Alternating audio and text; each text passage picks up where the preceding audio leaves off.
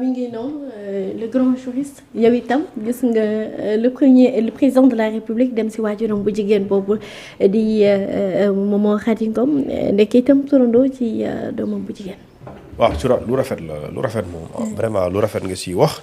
et man depuis image bi li rafet mooy soo demee ci dëkk d'ailleurs loolu sax nga dem te seeti woo ko loolu dafay du neex a expliquer donc mais boo demee dem seeti ko loolu lu am solo la mooy dafay won rek lu ñu tuddee relation doomi aadama si ñi nga xamante ni dafa am lu leen lié avant politique wala dafa am lu leen lié balaa fonction présidentielle di ñëw loolu soo fa demee lu am solo rek loolu mooy nga dem gis ko saafanto ak moom échanger ak moom loolu du la wàññi dara daf lay yokk et loolu d'habitude loolu ñun dans notre vraie vie sax ku si am sa xarit boo demee ci dëkk yaayam da nga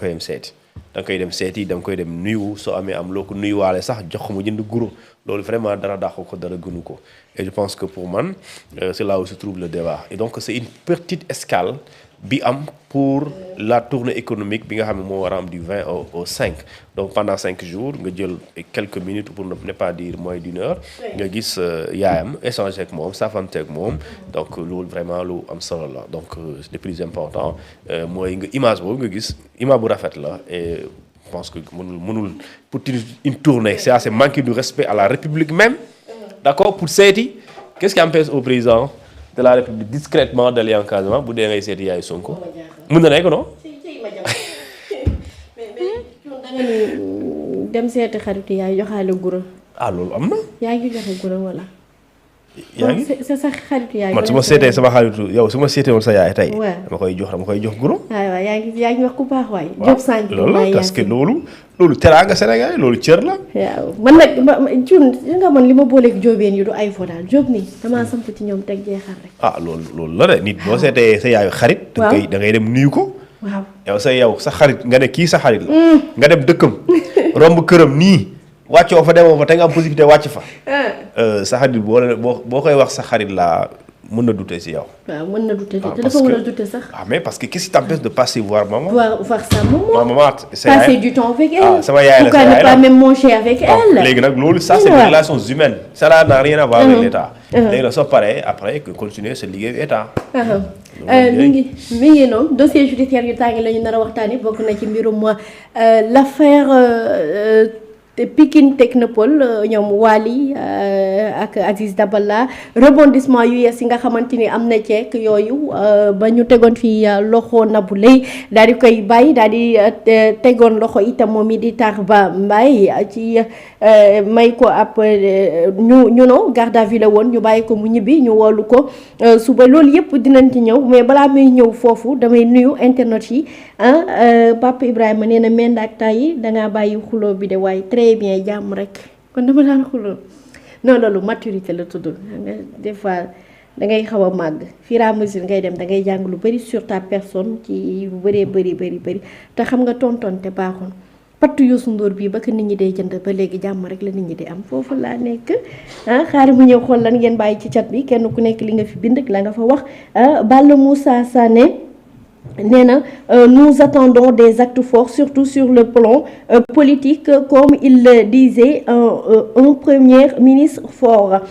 Pape Ibrahima nee na rafet na loolu waaye c'est ça la vie naturelle la République continue sa marche normale et très continue sa marche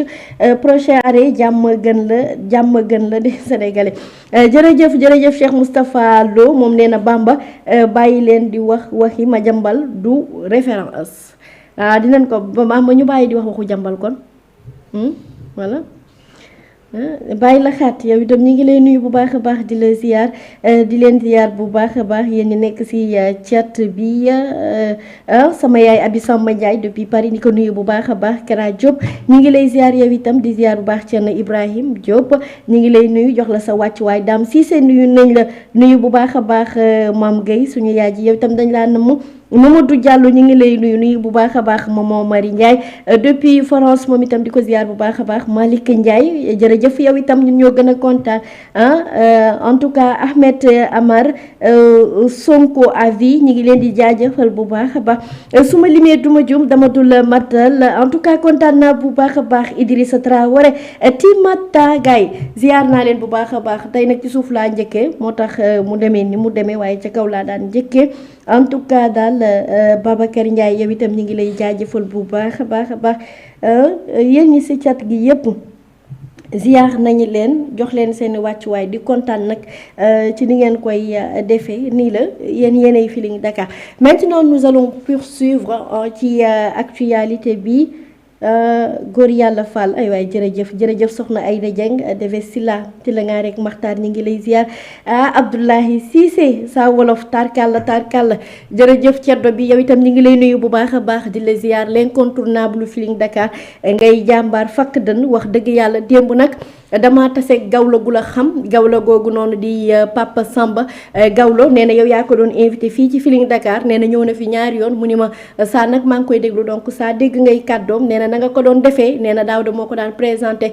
démb nag bàkk na ma la ma amoon yëpp jox naa ko toog maa ngi nii waaw ndax dama koo fekk ci ndajay famille te ñun ay gawlo la ñu am ñun waa kër Pire xaali amal faar ñun gawlo la ñu am te ba tey ci waa kër ci Serigne Thierno ga ma bokk ci Thierno Ibra Fati man gawlo laa am donc moo taxit léegi saa bu yeboo nga dégg nga ma ndax yaa ngi ci cat bi ñëwal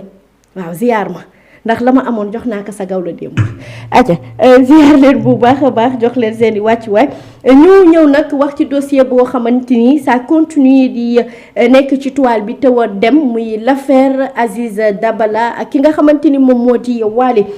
Bamba balaa may ñëw déjà ci cuun évolution bi xam nga yow daaw ba muy am fii la fekk nga ci doon wax ci àddu Feeling Dakar jënd fi sax meilleur chroniqueur ci mbir moomu ak yeneen léegi ay rebondissement am ci ñu taxawandi ci évolution bi man foofu laay ñëwee bon on va un tout petit peu changer comme ñi nekk di ci wax bi mu commencé ba tey yi nga xamante ni moo ci ay points yi fi jot a am. Cun mooy estaaru Aziz Dabala de. non dina ci ñëw non moom feneen laay duggee ak moom ci mbir mi. Cun see doon live di am ay mille affaires la. oui voilà comme ni nga ko waxee parce que on parle de double meurtre et que mbir mi bi am yaakaar naa période màggal la woon. yàlla def nag man maa ngi foon jotuma woon dem màggal di topp li nga xam ne moo di boobule dossier. ñi doon ci tudd finalement ba ñi ci jàpp ak ni ñu leen defeeree ak ni ñu leen yóbboo li nga xam ne moo di kaso ci loolu aussi comme ni nga koy waxee am na ay nit yu ñu ci tegoon loxo bi ñu demee jàkkaarloo ak le procureur mu yóbbu leen li nga xam ne moo di mandat de dépôt te ci loolu aussi mbir mi dafa nekkoon en instruction et man j'ai l'habitude de le dire que ne instruction bu ñu ko waxee mooy